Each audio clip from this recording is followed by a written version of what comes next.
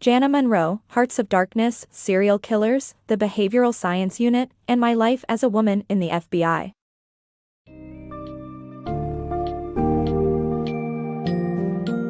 Dive into the riveting exploration of a remarkable career in Hearts of Darkness, Serial Killers, the Behavioral Science Unit, and My Life as a Woman in the FBI by Jana Monroe.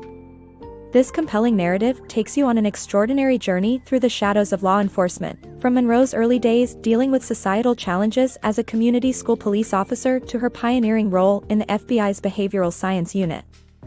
The book provides a candid look at her encounters with disturbing criminal minds and her unwavering commitment to justice, all while breaking through barriers in a male-dominated field.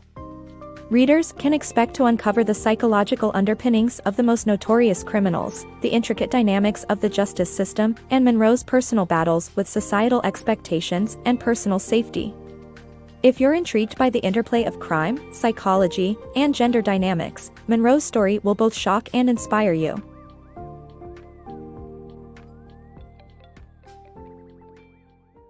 Breaking Barriers in Blue.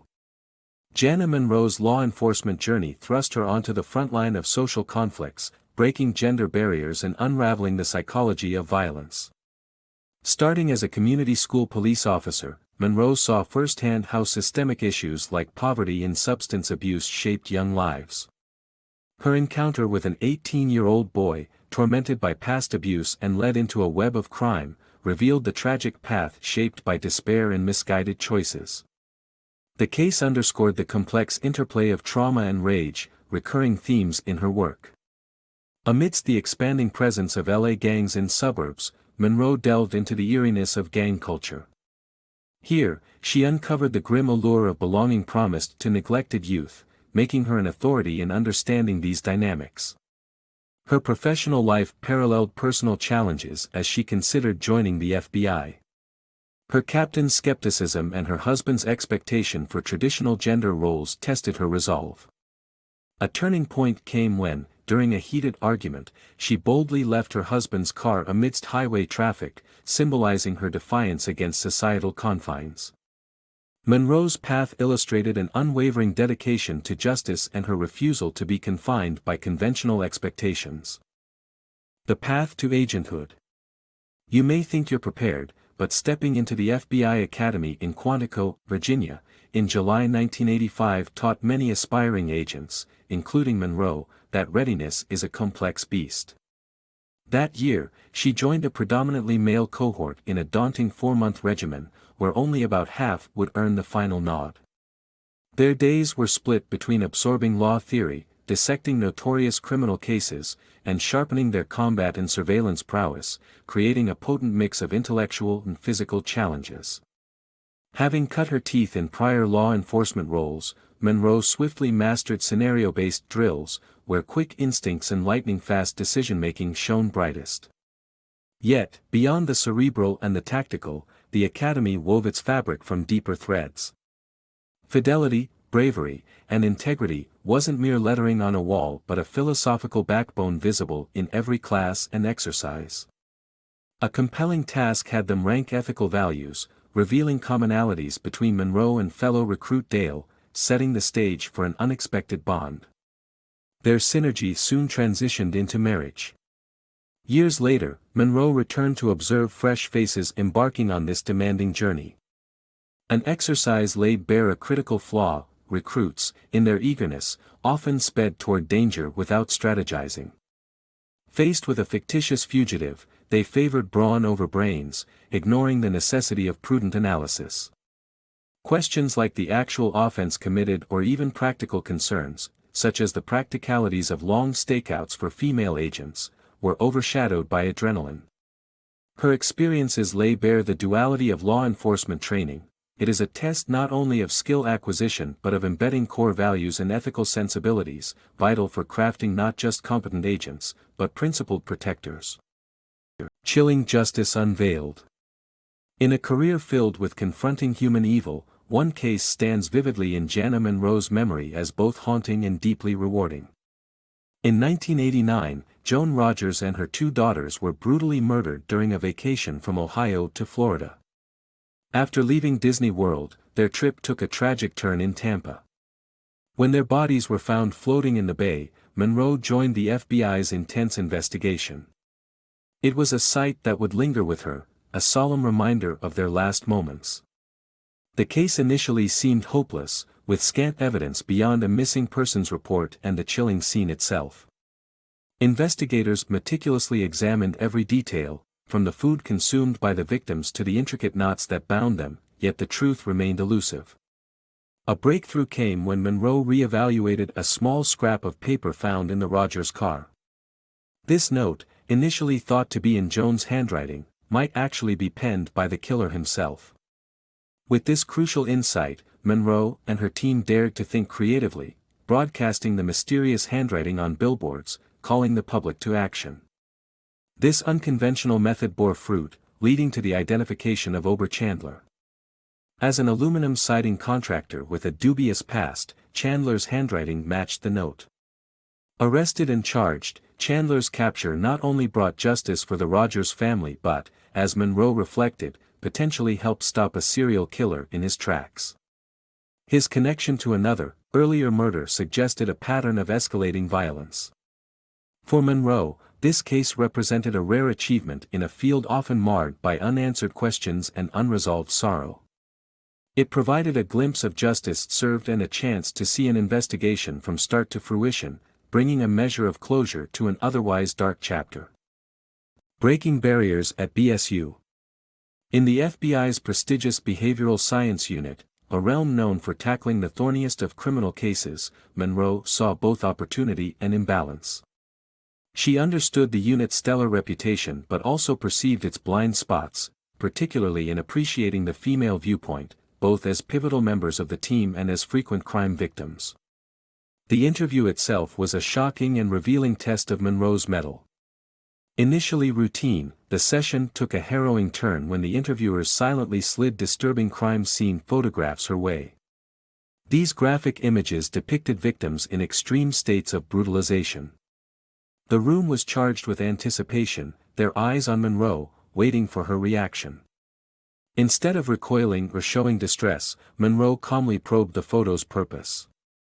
The unit chief's blunt response was that they were testing her resilience, contrasting her reaction with those of other female candidates who had not passed this grim trial.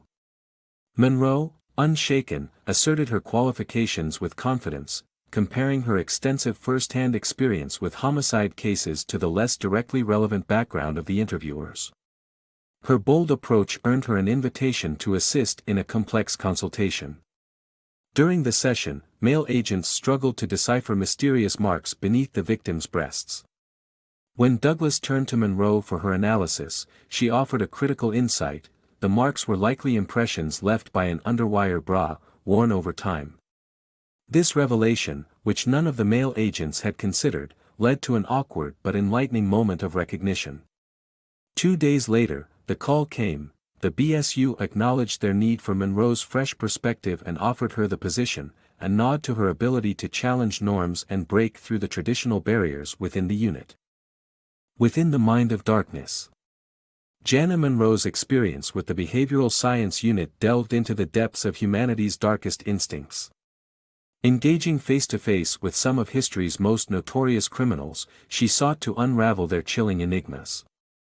Guided by her mentor Bill Hagmaier, Monroe delved into recorded dialogues with infamous figures such as Ted Bundy and Jeffrey Dahmer. These interactions exposed their mastery in rationalization and deceit. Bundy's narrative, characterized by cold calculation and arrogance, suggested a predator who meticulously selected his victims, claiming, yet failing to justify, that pornography drove his lethal impulses. Monroe saw through to his unmistakable desire for ultimate control, achieved through rape, torture, and murder. However, none left a deeper psychological imprint on Monroe than Edmund Kemper. Through Hagmaier's sessions, Monroe discovered how Kemper attributed his violent behavior to his troubled relationship with an abusive, alcoholic mother, which fueled his horrific actions against young women and even his own mother. His ability to intellectualize his crimes, devoid of genuine emotion or regret, haunted her profoundly. Equally poignant was the tale of Aileen Wuornos, a rare female serial killer who acted out of vengeance rather than power or pleasure. Her history of abuse and exploitation highlighted the destructive potential of trauma by stating in court, "I have hate crawling through my system." Her story is a stark reminder of how deeply trauma, societal pressures, and discrimination can forge the path of a killer. As Monroe explored these cases, she noticed recurring themes. A past of trauma and abuse often lay in the background of serial killers. Yet, predicting future criminality remained elusive. Although early intervention might prevent some tragedies, she realized that psychology alone falls short of fully understanding these phenomena. Under the right circumstances, every individual could harbor the potential for unimaginable acts. Insights from reality. Picture this: a chilling phone call echoes in Jana Monroe's office at the FBI's Behavioral Science Unit. Serial killer Ed Kemper is on the line. His insights into a string of Philadelphia murders expose a sinister delight in control and fear, delivered with a disturbingly intimate tone. Not unlike Hannibal Lecter from The Silence of the Lambs, right? It's no accident. Monroe's real-life experiences were pivotal in shaping Jodie Foster's portrayal of Clarice Starling in the film.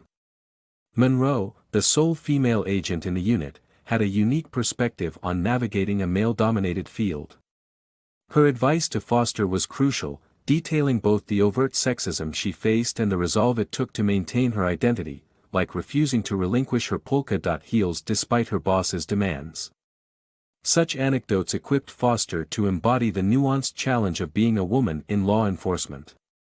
Enriching the realism further, Monroe trained Foster for the intense prison scenes with Lecter. Drawing from her fieldwork experiences, she underscored the necessity of composure and detachment during killer interviews, laying the groundwork for the film's gripping intensity. Indeed, her involvement lent a potent authenticity to the narrative and promoted the FBI to aspiring female agents. Yet, some liberties were taken for cinematic effect. Unlike Starling, a real trainee wouldn't pursue such dangerous leads, nor would close physical encounters with criminals occur. Still, Monroe's blend of real horror with Hollywood captured the tenuous dance between psychological fiction and the formidable realities of criminal profiling, emphasizing the profound challenges faced by agents navigating the labyrinth of serial crime investigation.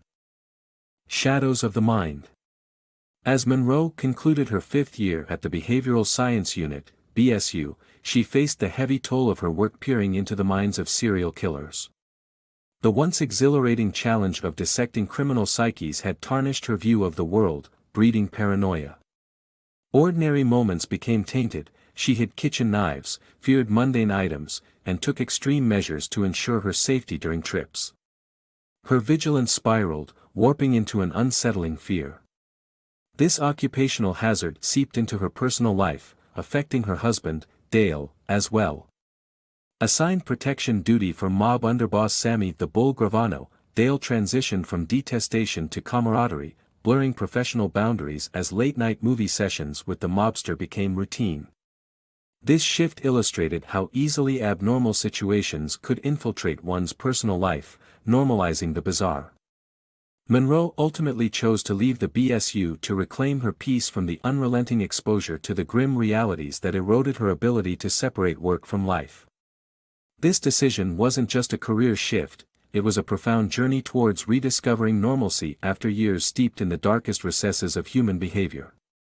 She continued at the FBI till nearly reaching the mandatory retirement age, her career marked by innovation and commitment. Monroe's departure signified not only the closing of a significant chapter but also the dawn of a new phase, free from the shadows of the past.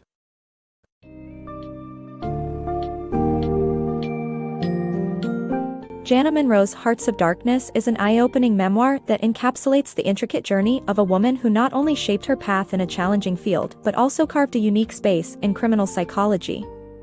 From dissecting the psyches of infamous serial killers to influencing pop culture in films like The Silence of the Lambs, Monroe's career sheds light on the importance of diverse perspectives in law enforcement. Her tenure reveals the daunting realities faced by FBI agents, the impacts of sustained exposure to heinous crimes, and the delicate balance between professional duty and personal life. This book transcends the horror of crime, underscoring resilience, ethical grounding, and pioneering strength. Monroe's experience, imbued with humanity and insight, leaves readers with a profound understanding of the psychological dimensions of crime and the persistent need for empathy and reform in the justice system.